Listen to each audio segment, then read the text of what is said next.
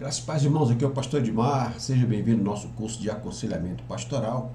Eu creio que esse material vai ser bênção para o seu ministério, em nome de Jesus, amém? Em primeiro lugar, falando a respeito de aconselhamento pastoral, todo aconselhamento tem como base na Bíblia.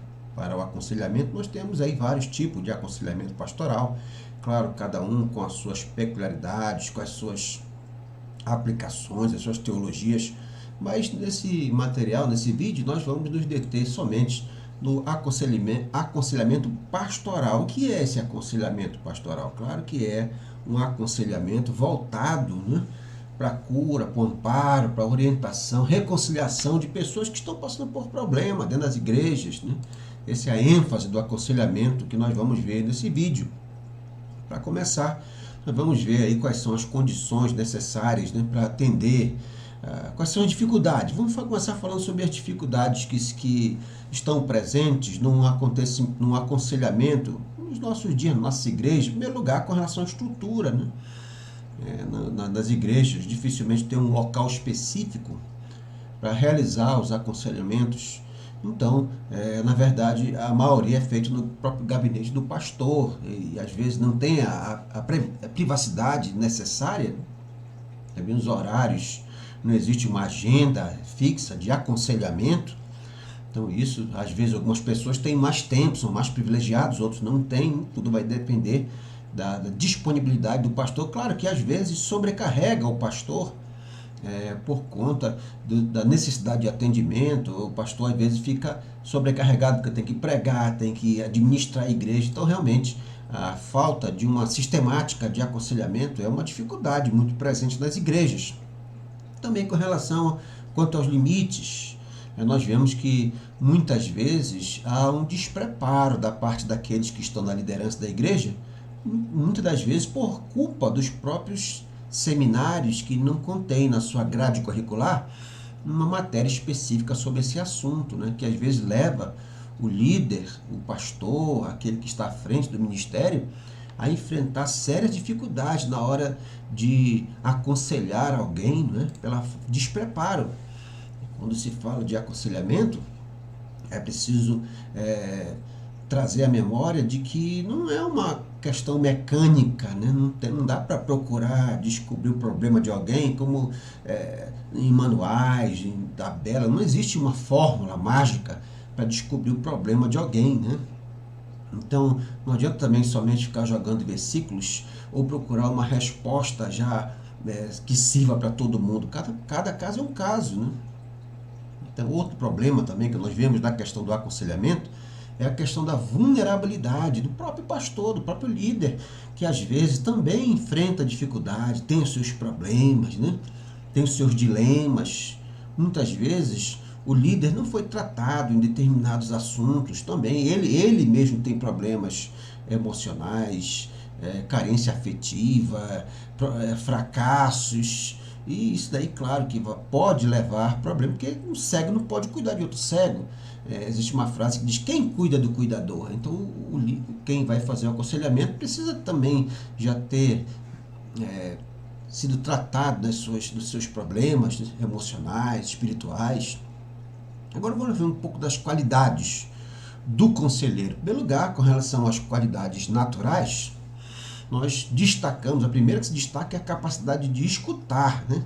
Realmente, para escutar é preciso se preparar intelectualmente, mentalmente, fisicamente, para escutar alguém, estar disponível, né?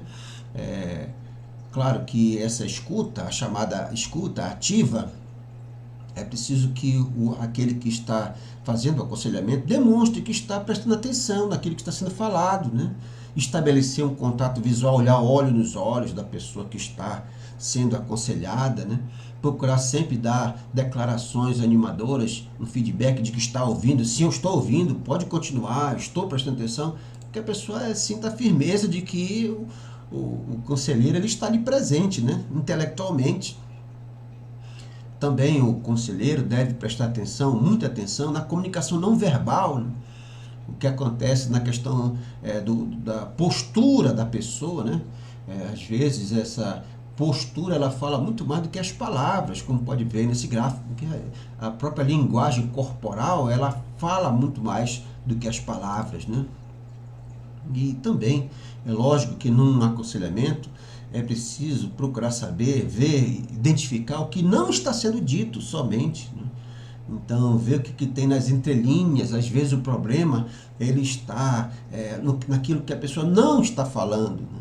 Procurar buscar, contar com o discernimento espiritual para descobrir a verdadeira raiz do problema. E para isso é preciso ficar atento às deixas, o que a pessoa está passando, né? E para isso o Espírito Santo é o ajudador, é aquele que vai nos ajudar com que a pessoa não esconda certas situações. O discernimento espiritual é fundamental. Também é importante para o conselheiro, para que ele possa ouvir bem, ele precisa controlar as suas emoções, acima de tudo ter paciência, né? Com relação à palavra que está sendo dita, resistir às distrações. Hoje em dia são tantas distrações, né? Por isso que você precisa se preparar, né?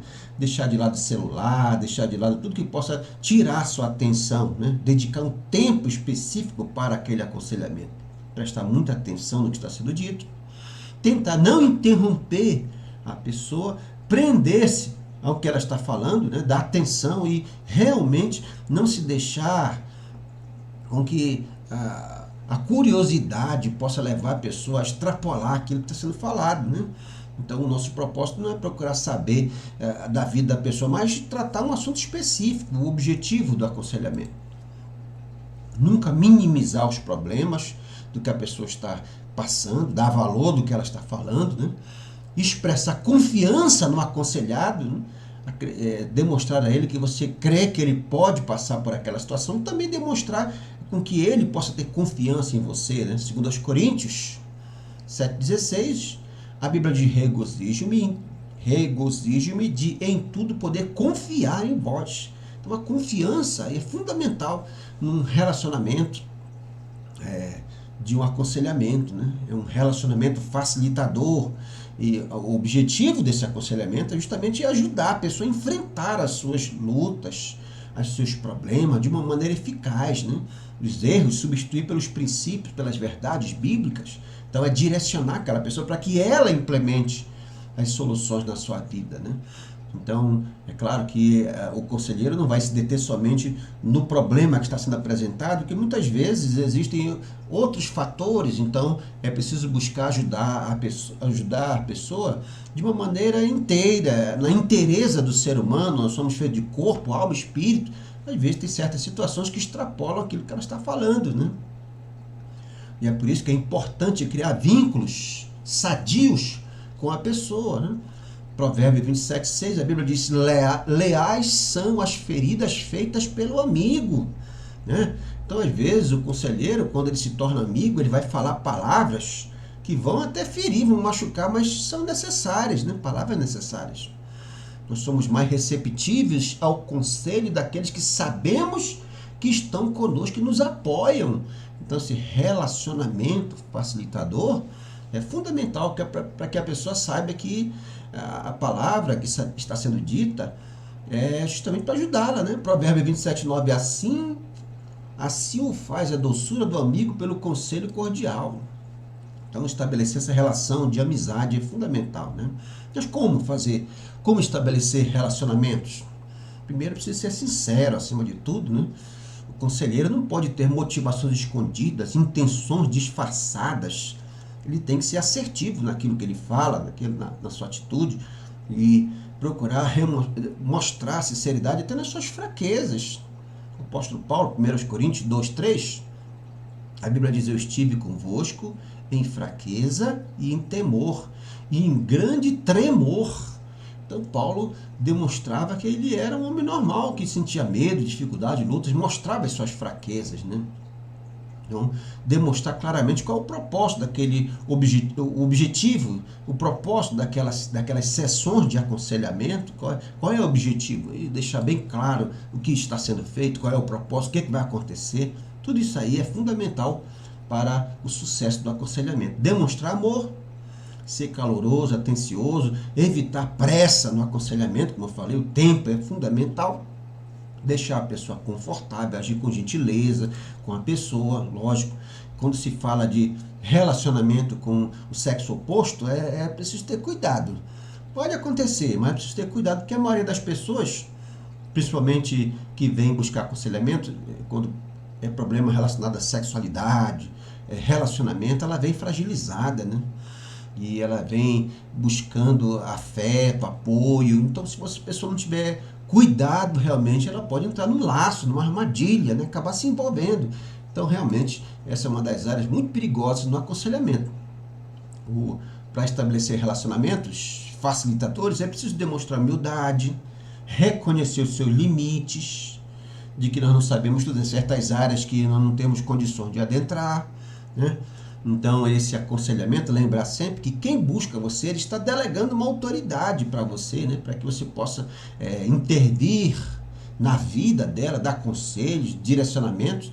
E é claro que o conselheiro tem sempre que ter cuidado para não abusar, né? Ou explorar essas possibilidades desse poder que a pessoa lhe atribuiu, né? Também, feedback é muito importante nas sessões de aconselhamento, em que você deve sempre perguntar: e aí, está gostando? O que é que você está achando? É desse jeito? Está dando resultado? Como é que está sendo as sessões? Você está sentindo bem? Como é? Então, é claro que isso daí, esse feedback da própria pessoa durante o aconselhamento é muito importante, né? Também, para estabelecer esse relacionamento, claro que a própria higiene pessoal, a aparência, até o hálito, né? A pessoa tem que procurar estabelecer esse vínculo em todos os sentidos com a pessoa, para que ela possa realmente se aproximar dela. Com relação a outro fator também para estabelecer relacionamentos facilitadores, a pessoa precisa confiar em você, né? O sigilo, a confiabilidade, né? Qualquer material escrito, qualquer coisa que for produzida deve ser guardado em um lugar inacessível às pessoas estranhas ao caso, né? Ao assunto que está sendo discutido, né? E quando se fala de lei, nós vemos que no Código do Processo Penal, na Lei 3.689, artigo 17, diz assim: são proibidas de depor as pessoas que, em razão de função, ministério, ofício ou profissão, devam guardar segredo, salvo se desobrigadas da parte interessada quiserem dar o seu testemunho. Então, não pode ser obrigado, um ministro do Evangelho não pode ser obrigado a testemunhar, né? Salvo se a pessoa que deu aconselhamento ela permitir e se também o próprio ministro se sentir, quiser dar esse testemunho. Em contrapartida, também um testemunho que pode, uma quebra de sigilo, pode representar também penalidades para a pessoa que exerce ministério, né? Lá no decreto, Código Penal, Lei 2.848, artigo 154, a Bíblia diz: revelar alguém sem justa causa, segredo de que tem ciência em razão de função, ministério, ofício ou profissão, e cuja revelação possa produzir dano a outrem. Então, se a pessoa faz isso, ela revela um segredo, ela pode trazer consequências, né, para a sua vida, aqui a pena de detenção de 3 meses a 1 ano ou multa. Então, são fatores aí envolvendo a questão do sigilo. Nós temos que ter muito cuidado. Falamos das qualidades humanas, agora falando um pouco das qualidades espirituais. Lógico que quem vai trabalhar com relacionamento, com aconselhamento, tem que ter intimidade com Deus, conhecer acima de tudo a palavra do Senhor, ter a unção do Espírito para ter o discernimento espiritual, né? E também ter a consciência da sua autoridade como discípulo de Deus. Ele tem que ser um discípulo acima de tudo, para que ele possa fazer discípulos, aconselhar as pessoas. Qualidades intelectuais, nós vemos que o discípulo ele tem que ter compreensão dos princípios de aconselhamento. E para isso ele tem que ter um conselheiro, ele tem que ser aconselhado por alguém mais experiente que ele. Ninguém pode viver isolado, nós precisamos ter a quem prestar contas, né? O conselheiro também é alguém que sempre procura se atualizar, buscar treinamento, reconhecer até onde ele pode ir em função das suas experiências, do que ele conhece. E é lógico, por fim, a pessoa precisa ter Uma pessoa que tem instabilidade emocional jamais pode ser um bom conselheiro, alguém que perde a paciência, alguém que se emociona, alguém que se aborrece. Claro que é um impedimento para ser um bom conselheiro. E também, quem tem uma atitude de julgamento e preconceito também não pode ser um bom conselheiro. E, por último, a questão de a pessoa que faz fofoca, né? A pessoa que não sabe guardar segredo, que fala muito, claro que nunca vai poder ser um bom conselheiro. Bem, esse foi o primeiro vídeo desse curso de aconselhamento. Nós teremos outros vídeos, falaremos um pouco sobre captação de informações, né? Como captar informações, como estabelecer um plano bíblico de acompanhamento das mudanças necessárias, como implementar. Vai ser bênção. Acompanhe no próximo vídeo. Deus vai te abençoar em nome de Jesus. Fica na paz do Senhor. Amém e amém.